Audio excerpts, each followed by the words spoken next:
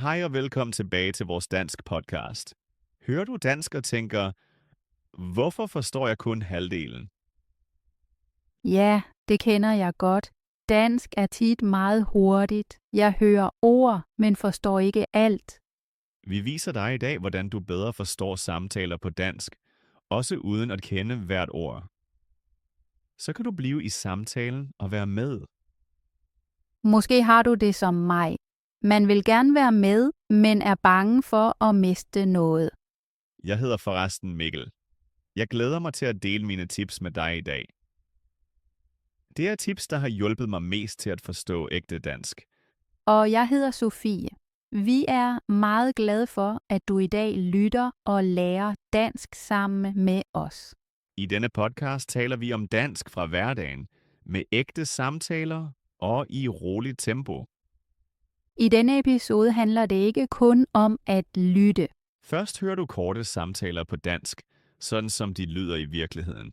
Du behøver ikke forstå alt. Det vigtigste er, at du prøver at fange, hvad det handler om. Bagefter ser vi sammen på, hvad du har forstået. Vi taler om meningen, ikke om hvert enkelt ord. Og så giver vi dig tips til, hvordan du kan lytte endnu bedre næste gang. Tips, der hjælper dig med at holde roen og ikke miste tråden. Så kan du teste og forbedre din lytteforståelse med det samme. Alt sker trin for trin og uden pres. Opgaverne er korte og passer godt i hverdagen. Du kan lave dem hvor som helst. Så lyt med, slap af og prøv det. Mikkel, jeg vil gerne spørge dig om noget. Gerne. Hvornår hørte du sidst dansk og forstod ikke alt, men alligevel meningen? Det sker ærligt talt ret tit, også i dag. Virkelig? Jeg troede det ikke skete for dig mere. Jo. For kun et par dage siden talte jeg med en, der taler meget hurtigt. Og kunne du følge med? Ikke hvert ord, men jeg vidste præcis, hvad det handlede om. Det kender jeg også. Men bagefter er jeg ofte utilfreds. Hvorfor helt præcist? Jeg tænker så, jeg forstod meget ikke, altså var det dårligt? Den tanke har mange lærerne haft, også jeg før. Virkelig, det overrasker mig. Ja. Jeg var ofte meget streng mod mig selv. Det er jeg også. Jeg lytter, men mit hoved er anspændt. Netop det gør det sværere at lytte. Jeg mærker så, hvordan mit hoved pludselig lukker ned. Stress blokerer lytteforståelsen meget. Hvad har hjulpet dig? At forstå, at lytning ikke er en test. Men hvad så? Det er en proces. Man samler indtryk, ikke perfekte svar. Så det er okay ikke at forstå ord? Ja. Det er helt normalt, og en del af at lære. Det fjerner meget pres fra mig nu. Og netop det hjælper dig til at lytte bedre. Jeg tror, mange lyttere føler det samme lige nu. Lad os nu tale om, hvorfor lytteforståelse er så vigtig. Ja, gerne. Når jeg lærer dansk, opdager jeg igen og igen, at lytning er mit største problem. Jeg kan læse, og jeg kan skrive lidt. Men når jeg lytter, føler jeg mig ofte fortabt. Det er sådan for mange. Og det spændende er, vi ved egentlig alle, hvordan man lærer et sprog gennem at lytte. Hvordan mener du det? Se på børn. Et barn forstår i starten ikke et eneste ord bevidst. Alligevel lytter det her hver dag. Det er rigtigt. Børn lytter bare til alt. Præcis. De hører samtaler, stemmer, følelser, situationer. De prøver ikke at forstå hvert eneste ord. De oversætter heller ingenting. Netop. De lytter bare, igen og igen. Deres hjerne lærer langsomt, hvad der er vigtigt. Det betyder, at de lytter til meningen, ikke til ordene. Præcis. Og det er en stor forskel fra voksne. Voksne vil ofte straks kontrollere alt. Ja! Mange tænker, hvis jeg ikke forstår et ord, er alt tabt. Det kender jeg meget godt. Så stopper jeg med at lytte indeni. Og netop der ligger problemet. Når vi lytter, handler det ikke om at være perfekt. Men hvad? Det handler om at samle information. som et barn. Det er faktisk en smuk tanke. Ja. Når du hører dansk, lærer din hjerne også, selv når du ikke mærker det. Selv når jeg er træt eller distraheret, Ja, til en vis grad. Hjernen arbejder i baggrunden.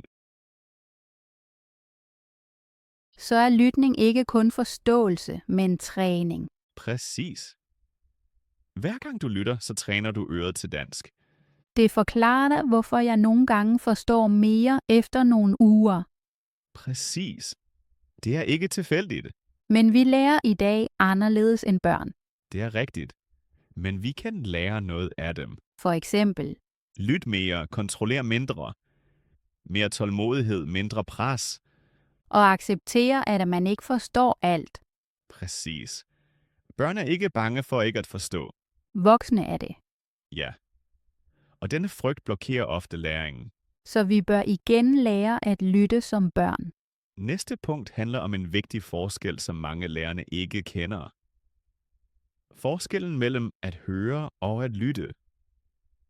Ja, det synes jeg er spændende. Vi hører mange ting hver dag, men at lytte rigtigt er noget andet, især på dansk. Præcis. At høre sker ofte automatisk. At lytte betyder at være bevidst opmærksom og følge samtalen. Jeg oplever tit, at jeg hører ordene, men slår fra indeni. Det sker hurtigt, især når man er træt eller distraheret. Så mister jeg tråden og ved ikke længere, hvad det handlede om. Aktiv lytning hjælper netop her. Du lytter til emnet og de vigtigste ord. Så ikke kontrollere hvert ord. Præcis. Det handler om sammenhængen. Det føles mere afslappet. Og det er tættere på ægte samtaler. Alligevel synes jeg, at lytning på dansk ofte er hårdt. Sådan har mange det. Især på grund af tempo og accent. Ja, modersmålstalere taler ofte meget hurtigt. Det er rigtigt. Men øret vender sig til det med tiden. Så det er normalt, at det er svært i starten. Det er helt normalt. Derudover så er der tit slang og faste udtryk. Ja, netop det gør det svært for mig. Jeg hører en sætning, men ordret giver den ingen mening. Præcis. Mange ting kan man ikke forstå ord for ord. Og så kommer der også lyde oveni.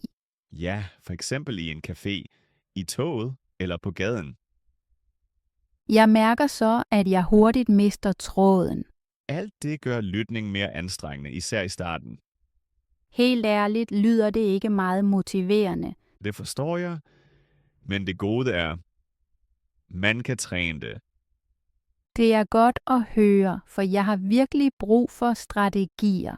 En enkel strategi er at starte med langsomt og klart dansk. Så ikke straks nyheder eller hurtige samtaler. Præcis. For eksempel podcast eller lydbøger for lærerne. Jeg har mærket, at de giver mig mere sikkerhed. Ja, fordi man kan vende sig til lyden. Og hvad mener du om undertekster? Mange tænker, at undertekster er snyd. Det passer ikke. Det beroliger mig. Undertekster er et værktøj. Man skal bare bruge dem rigtigt. For eksempel først se med undertekster, Præcis. Helst med danske undertekster. og senere prøver man at lytte uden dem. Ja. Eller man tænder dem kun af og til. Det føles realistisk. Et andet vigtigt punkt er gentagelse. Det kender jeg. Ved andet lyt forstår jeg ofte meget mere. Præcis. Din hjerne kender allerede indholdet. Så kan jeg bedre fokusere på detaljer. Rigtigt. Og en anden ting. Nøgleord. Altså ord, der viser emnet, Præcis. Du skal ikke høre alt, kun det vigtige. det fjerner meget pres. Og podcasts er ideelle til det. Fordi man kan høre dem overalt. Præcis. Når du gør rent i bussen eller på gåtur. Så føles det ikke som klassisk læring. Og netop sådan lærer man ofte bedst. Okay, jeg kan nu se, at der er måder at forbedre min lytning. Det føles allerede meget mere muligt. Netop det er pointen. Skridt for skridt og uden pres. Noget, der også har hjulpet mig meget, er lydbøger. Ja, lydbøger er et rigtig godt valg, især i starten. Jeg har mærket, at jeg kan følge historien bedre. Præcis. Du hører ikke kun enkelte ord, men en sammenhæng. Og oplæserne taler som regel roligt og tydeligt. Dermed forstår jeg lettere, hvad det handler om. Rigtigt. Du kan starte med lette lydbøger og senere vælge sværere. Og hvad hvis man hellere vil se noget til underholdning? Så er serier og film på dansk rigtig gode. Ærligt talt forstår jeg der nogle gange næsten ingenting. Det er helt normalt. Jeg havde det tidligere på samme måde. Det beroliger mig. Det vigtige er at starte med serier med hvor sproget er ret enkelt. Og så langsomt øge niveauet. Præcis. Og undertekster er helt okay i starten. Det troede jeg ikke før. Mange tror det. Men undertekster er et hjælpemiddel. De hjælper mig med at forstå sammenhængen. Rigtigt. Og med tiden kan du slukke for dem oftere. Så lytter jeg mere til det talte. Præcis. Nu vil jeg vise et par øvelser, du selv kan lave. Super. Jeg kan lide ting, jeg kan prøve med det samme. En meget effektiv øvelse er at gentage højt. Det har jeg hørt om, men aldrig rigtig gjort. Du hører en sætning og siger den kort efter. Altså ikke perfekt, bare være med. Præcis. Det handler om lyd, rytme og følelsen for sproget. Det hjælper sikkert også med at tale. Ja, meget. Og en anden øvelse er diktat. Det lyder allerede lidt mere krævende. Det er rigtigt. Men netop derfor hjælper det meget. Man opdager, hvor man skal lytte mere nøje. Præcis. Helst med korte tekster og uden stress. Okay, det føles nu meget klart. Før vi går videre, vil jeg gerne vide noget. Mig også. Vi taler meget her, men I lytter. Netop. Og vi spørger jer ofte, hjælper det jer virkelig? Føler I jer lidt mere sikre, når I hører dansk efter sådan en episode? Eller tænker I, det var interessant, men jeg har brug for noget andet? Begge dele er helt okay. Vi vil lave denne podcast, så den virkelig hjælper jer i hverdagen. Derfor er jeres feedback meget vigtig for os. Måske kan I lide den rolige stil, Eller I ønsker flere eksempler fra samtaler. eller mere tid til enkelte emner. Skriv gerne, hvad der hjælper jer, og hvad vi kan gøre bedre. Vi er også nysgerrige på, hvad I arbejder med lige nu, Er det at lytte i samtaler? eller at forstå serier og film. Måske vil I bare føle jer tryggere, når nogen taler hurtigt. Fortæl os om det. Så kan vi bedre forstå, hvad I har brug for. Vi har også overvejet at give jer noget ekstra at øve med. For eksempel et lille lærings-PDF. Med et kort resume og enkle øvelser. Eller med lytteopgaver, som I kan lave i jeres eget tempo. Men vi vil ikke lave noget, I ikke har brug for. Derfor er jeres mening vigtig for os. Hvad ville hjælpe jer mest? Et PDF til at læse efter. Eller opgaver til at lytte og være med? Måske også en blanding af begge dele. Skriv gerne til os. Vi tager jeres idéer seriøst. Og hvis I kunne lide denne episode, så vis os det gerne. Et like hjælper os med at se, hvilke emner, der virkelig interesserer jer. Og hvis I abonnerer, er I med i de næste afsnit. Vi laver ikke denne podcast for perfektion. Men for ægte dansk i det virkelige liv. Tak fordi I tager jer tid. Nu går vi videre til næste del. Nu vil jeg give jer et af mine vigtigste tips til lytteforståelse. Jeg tror, jeg ved, hvad du vil sige. At tale hjælper med at lytte, ikke? Præcis. Og det er godt, at du allerede kender det. Ja, jeg har mærket det selv. Når jeg siger sætninger ofte, forstår jeg dem senere hurtigere. Det er et meget vigtigt punkt. Dit øre genkender kendte strukturer. For eksempel med verber. Når jeg ofte siger, jeg går, du går, vi går, hører jeg formerne lettere. Præcis. Det er bøjning, men lært helt praktisk. Uden grammatikbog. Ja. Gennem brug, ikke gennem udenadslære. Tidligere troede jeg skulle først lytte godt, før jeg talte. Det tænker mange, men i virkeligheden hjælper tale dit øre. Fordi man ved, hvordan en sætning føles. Præcis. Hjernen kender rytmen, strukturen og verbumformen. Jeg mærker også, at hurtige samtaler skræmmer mig mindre, når jeg taler meget. Det er logisk. Din hjerne skal oversætte mindre. Og tænke mindre. Præcis. Lytning bliver mere automatisk. Også når man laver fejl. Ja, netop der. Fejl viser, at du lærer aktivt. Det synes jeg er vigtigt. Mange er bange for fejl. Men fejl er ikke et problem. Ikke at tale er det større problem. Jeg taler tit højt med mig selv. Det er en rigtig god metode. Korte sætninger. Hverdagssprog. Det er nok. Du træner øre og mund samtidig. Så er tale og lytning faktisk et team. Præcis. De arbejder sammen. Det motiverer mig til at tale videre, også når det ikke er perfekt. Og netop det bringer jeg mest videre i lytteforståelsen. Der er endnu et meget enkelt tip, du kan bruge i hverdagen. Mener du at høre noget og gentage det med det samme? Præcis. Det virker især godt med korte sætninger. Det gør jeg nogle gange automatisk. For eksempel når jeg hører noget i radioen. Det er perfekt. Du hører en sætning og siger den stille eller højt bagefter. Også når jeg ikke forstår alt, Ja. Det handler ikke om at forstå alt. men om at overtage lyden. Præcis. Øre og mund arbejder sammen. Jeg mærker, at jeg husker sætninger bedre sådan, Det er effekten. Du træner din lytning aktivt. og det kan gøres overalt. Ja. I toget, på gåture eller derhjemme. For eksempel en sætning fra en podcast, Eller fra en serie eller en video. så gentager jeg bare, hvad jeg har hørt. Præcis. Uden pause, uden at tænke. Det føles næsten som et spil. Og netop det hjælper. Læring uden pres. Så bliver lytning ikke længere passiv.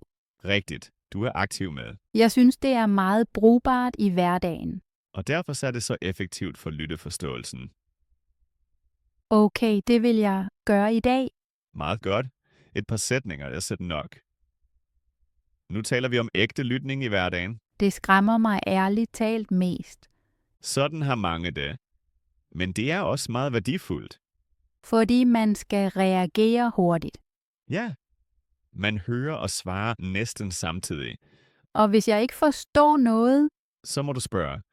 virkelig, Ja. Du kan roligt sige, undskyld, kan du gentage det? eller hvad betyder det? Præcis. Det er helt okay. Og det viser, at jeg er interesseret. Rigtigt. At lytte betyder også at være aktiv del af samtalen. Så jeg bør ikke gemme mig for ægte samtaler.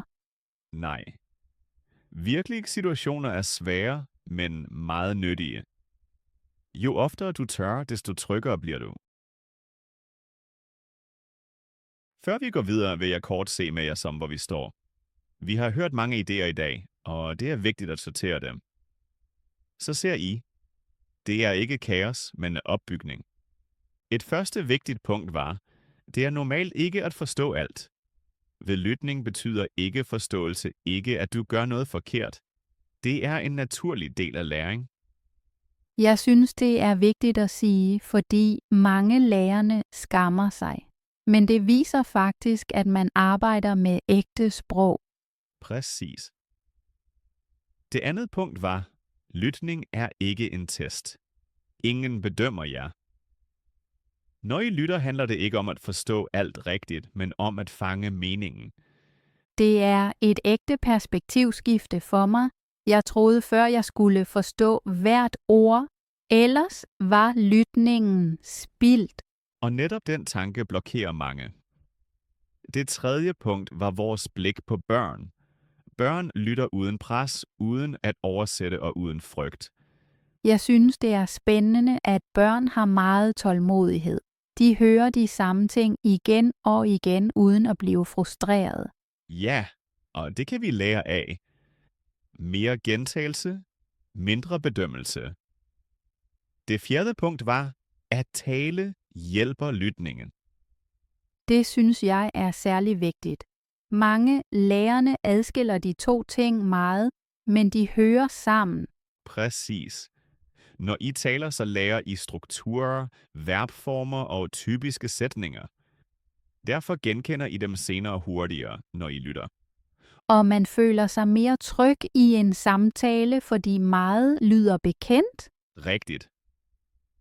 Hvis I samler disse 4 punkter, ser I, lytteforståelse er ikke et trick, men en proces. Et samspil af tålmodighed, øvelse og den rette indstilling. For mig føles det nu mere realistisk. Ikke perfekt, men muligt. Præcis det er målet. I skal ikke tvinge noget. Hvis I lytter sådan, føles den næste del allerede lettere. Nu kommer en lille mini-udfordring til jer. Bare rolig, den er nem og tager kun kort tid. Lyt straks til en kort tekst fra mig. I behøver ikke forstå hvert ord, Vigtigt er kun et spørgsmål af, hvad handler det om? så ingen stop og ingen spoling tilbage. Præcis. Bare lyt. Okay Mikkel, fortæl. I dag var en helt normal dag for mig. Jeg stod op om morgenen, lavede en kaffe og kiggede kort ud af vinduet. Så cyklede jeg på arbejde. Der var travlt, men jeg havde gode samtaler. I frokostpausen gik jeg en kort tur. Det gjorde mig godt. Om eftermiddagen var jeg lidt træt, men jeg blev færdig med mine opgaver. Nu glæder jeg mig over at være her og øve dansk med jer. Okay, kort pause. Nu kommer det vigtige spørgsmål til jer. Hvad handlede det om? Tænk kort efter. Handlede det om en stresset dag, Eller om en helt normal hverdag. om arbejde, pauser og træthed? Præcis. Hvis I fandt det, har I allerede lyttet godt. Selv om I ikke forstod hvert ord. Det er pointen med denne øvelse. Lytteforståelse betyder ikke at forstå alt. Men at finde meningen. Så tager vi nu endnu en mini-udfordring. Denne gang fortæller jeg jer noget. Præcis. Bare lyt. I skal igen ikke forstå hvert ord, Vigtigt er kun, hvad handler det om? så venligst ikke stoppe og ikke spole tilbage. Bare lyt og bliv afslappet. Okay, så kører vi. I dag har jeg mærket, at jeg er lidt træt. Jeg gik sent i seng og havde ikke meget energi om morgenen. Alligevel tog jeg på arbejde og prøvede at holde mig rolig. I pausen drak jeg en te og trak vejret dybt et øjeblik. Det hjalp mig. Om eftermiddagen havde jeg det bedre og kunne koncentrere mig igen. Nu er jeg glad for, at dagen snart er slut. Kort pause. Nu kommer igen det vigtige spørgsmål til jer. Hvad handlede det om? Handlede det om en stresset dag, Eller om træthed og pauser? om arbejde og ny energi, Hvis I fandt det, har I lyttet godt. selvom der manglede ord? Det er netop pointen med denne øvelse. Lytteforståelse betyder at forstå meningen. Ikke hver detalje. Hvis I vil, sig nu en sætning for jer selv, For eksempel, Sofie fortæller om en træt dag. eller det handler om arbejde, pauser og ny energi. En enkelt sætning er nok. Det er jeres anden mini-udfordring. Især I forstår mere, end I tror. Og netop det giver tryghed, når I hører dansk. Så nærmer vi os slutningen på denne episode. Tak fordi I tog jer tid og lyttede til dansk med os i dag. Vi håber, I har mærket, at lytteforståelsen bliver bedre skridt for skridt. Og at I ikke skal forstå alt for at fange meningen. Er I i dag bare lidt tryggere ved at lytte, er episoden en succes. Prøv gerne mini-udfordringerne videre i hverdagen. I en podcast, en video eller i en ægte samtale. Og husk, lytning er træning, ikke en test. Hvis I kunne lide episoden, så glæder vi os igen, hvis I abonnerer på podcasten. Så misser I ingen nye afsnit. I må også gerne lægge en kommentar. For eksempel, hvad der er sværest for jer, når I hører dansk. Eller hvilket emne I ønsker til næste afsnit. Vi læser jeres kommentarer og tager dem med i vores plan. Tak fordi I er en del af dette læringsfællesskab. Vi bliver glade, hvis I er med igen næste gang. Indtil da, lyt videre til dansk. Og bliv afslappet imens. Vi ses snart. Hej hej!